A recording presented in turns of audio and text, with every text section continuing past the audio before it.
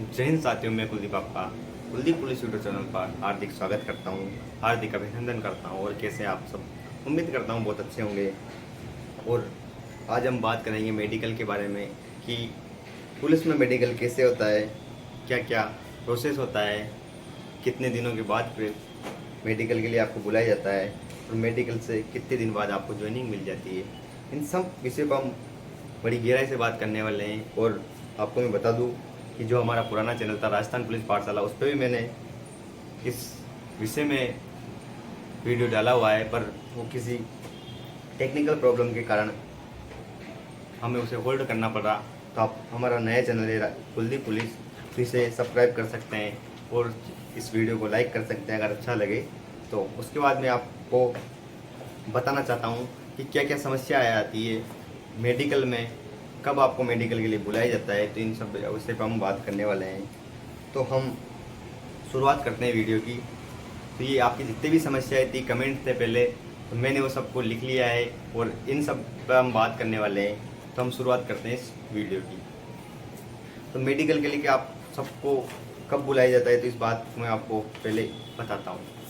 जैसे आपका रिजल्ट आया, रिटर्न का रिजल्ट आता है, तो आपको फिजिकल कॉल होता है। फिजिकल होने के बाद आपका फिर मेरिट आती है फाइनल, और फाइनल मेरिट आने के बाद कुछ दिनों बाद आपको फिजिकल के लिए नोटिफिकेशन आता है, आपको मेडिकल के लिए नोटिफिकेशन आता है कि आपका मेडिकल इतनी तारीख को है और आपको पुलिस लाइन में पहुंचना होता है। ये इसका बुलाने का प्रोसेस होता है। उसके बाद आपको जैसे ही पुलिस लाइन में उनकी सुविधा अनुसार बुलाया जाता है। जैसे 50 व्यक्तियों का अगर वो करा सकते हैं तो वो करवा देंगे, अगर 100 व्यक्तियों को करवा सकते हैं तो वो 100 व्यक्तियों को बुलाएंगे एक साथ। उसके बाद मैं आपको बता दूं इसमें टाइम कितना लगता है। तो जैसे आपकी मेरिट लिस्ट आती है फिजिकल के बाद, तो मेरिट लिस्ट आती है, जैसे रिजल्ट तैयार होता है तो मेरिट लिस्ट के बाद की मैं बात करता हूँ कि मेरिट लिस्ट जैसे आपका फाइनल सिलेक्शन हो जाता है तो उसके बाद मेडिकल बोर्ड गठित किया जाता है। मेडिकल बोर्ड को गठित करने में टाइम लगता है, फिर सूचना भिजवाई जाती है पुलिस मुख्यालय को कि हमने मेडिकल बोर्ड गठित कर लिया है। रेंज स्तर पर, ये जिले स्तर पर होता है मेडिकल सरकारी हॉस्पिटल में। जैसे कोटा रेंज का, कोटा जिले का उम्मेद सिंह स्टेडियम में, जयपुर का सवाई मान सिंह अपने JSMS हॉस्पिटल है उसमें हमारा उम्मेद सिंह स्टेडियम नहीं, हमारा भीम सिंह हॉस्पिटल में कोटा का मेडिकल होता है।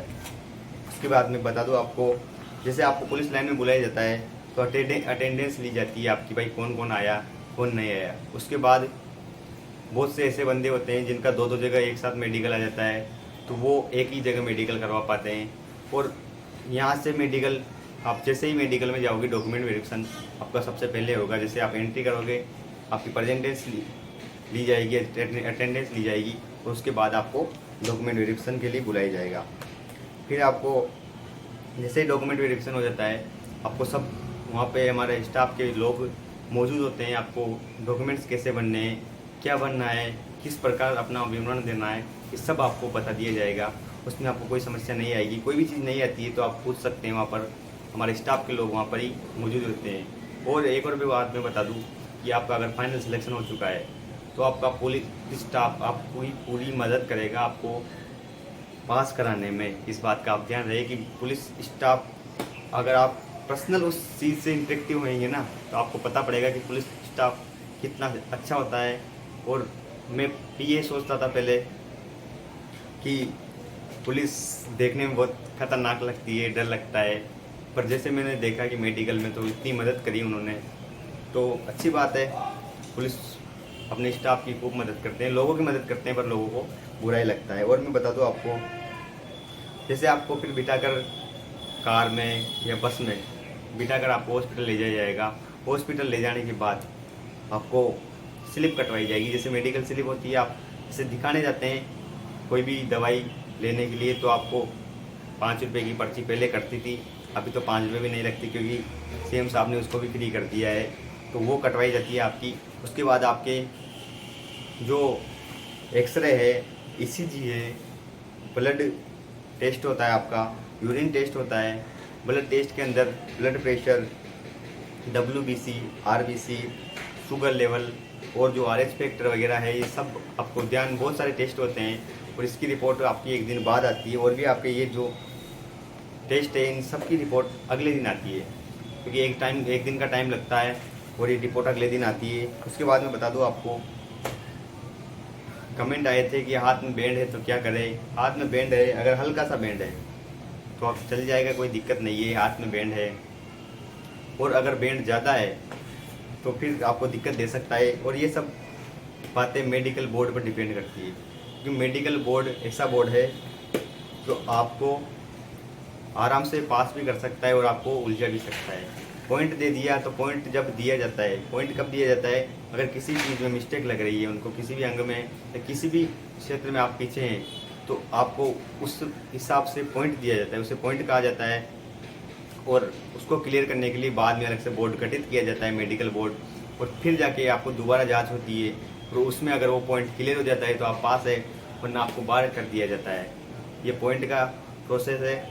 और अगर डॉक्टर को लगता है कि पॉइंट क्लियर करने लायक है तो वो खुद ही कर देता है, पॉइंट कम देते हैं। पॉइंट देने का मतलब है आपको 80% आपके बाहर होने की संभावना, वो पॉइंट क्लियर नहीं होता है।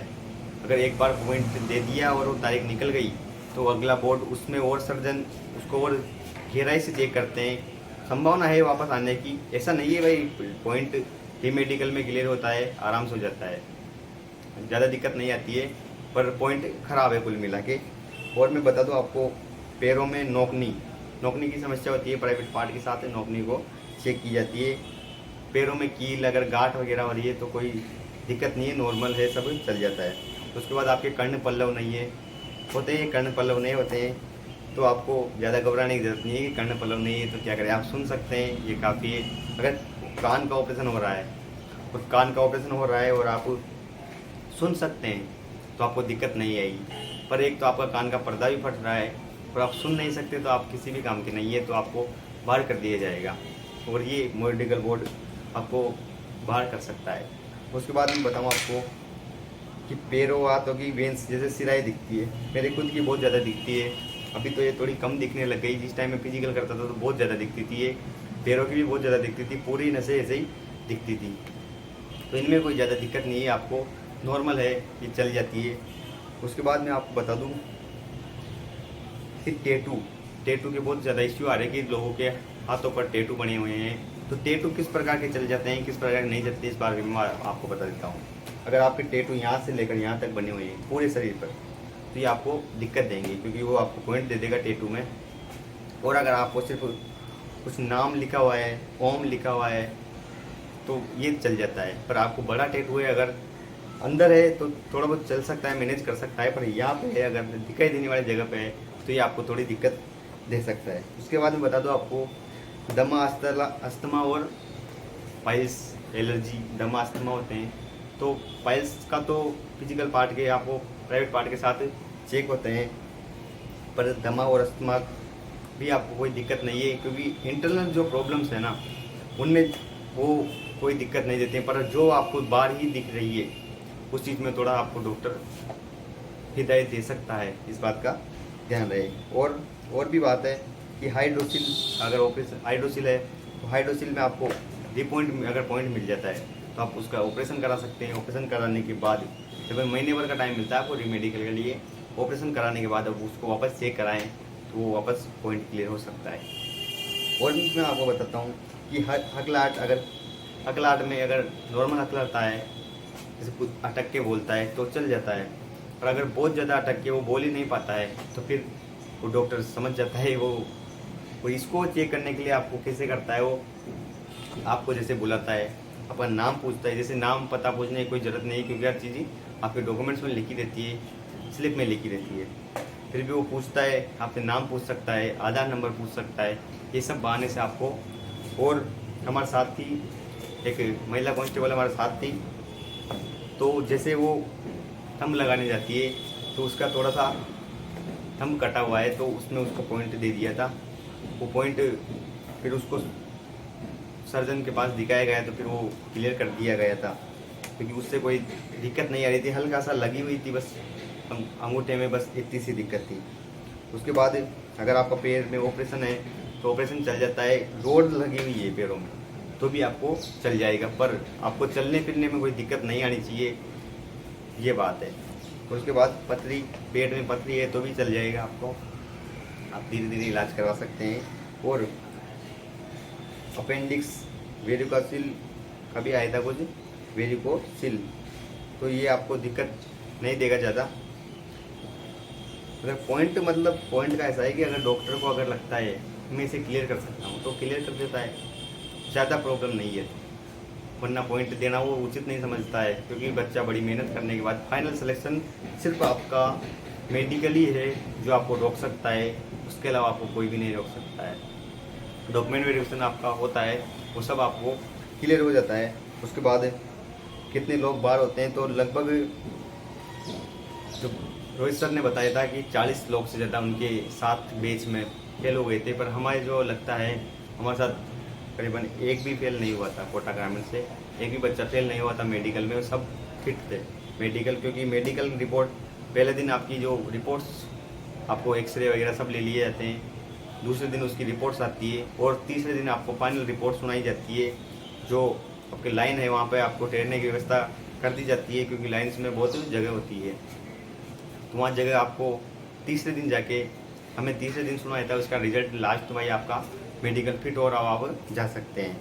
इसका कुछ दिक्कत होती है, उसका कुछ कर देते हैं एडजस्ट वगैरह, तो उसको आप पुलिस विभाग आपको दिक्कत नहीं आने देगा। और भी आपको बहुत सारी समस्या आती है, जैसे आँखों की समस्या है।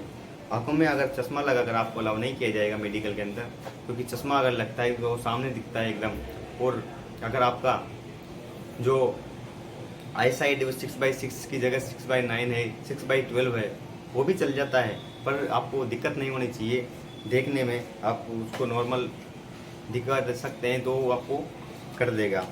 उसके बाद मैं बताऊँ आपको कलर ब्लाइंड और बेंगापन। कलर ब्लाइंड भी आपको नहीं चलता है कलर ब्लाइंड, पर फिर भी हो जाता है।